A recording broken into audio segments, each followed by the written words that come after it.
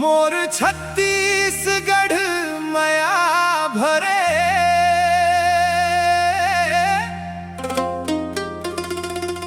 मोर गंवई माटी के खुशबू रे।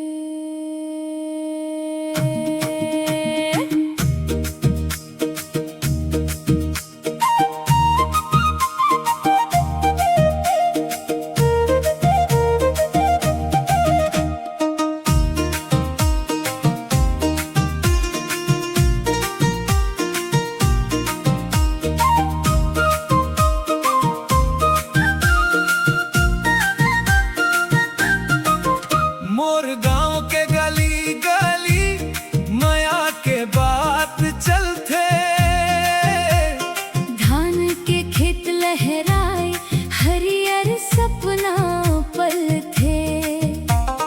माटी के सुगंध माँ मोर मन हर खो जाते। माया के रंग माँ जिंदगी हर रंग जाथे।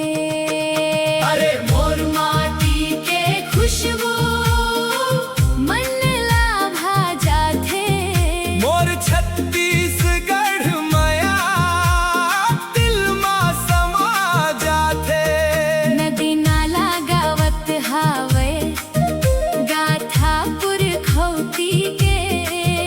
मोर धरती मया के कहानी सुनाथे।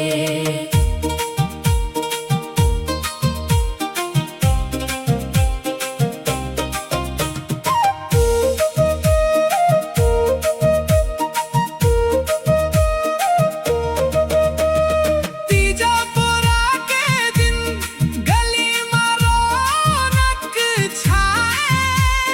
मया भरे संगवारी संग संग गीत गवाए। नाचा गम्मत बाजे ढोलक के ताल माँ। मोर मन हर नाचे हरियर हरियर हाल माँ।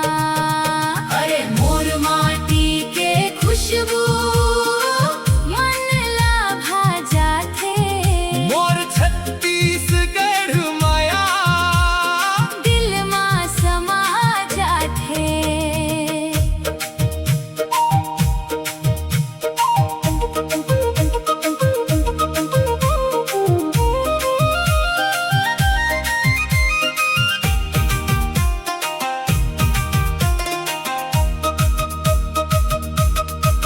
मोर दाई के माया मोर बाबू के छाओ। एही माटी माँ बसे मोर जिंदगी के गाँव। जी हाँ मया के बोली हर कोई समझ जाथे। ए धरती ला छोड़ के मन नहीं रह पाथे। अरे मोर माटी के खुशबू मन लाभा जाथे। मोर छत्तीसगढ़ मया दिल माँ समा जाथे। नदी नाला गावत हावे गाथा पुरखौती के। मोर धरती मया के कहानी सुनाथे। अरे ओ मोर मोर छत्तीसगढ़ मया भरे। मोर गवई माटी के खुशबू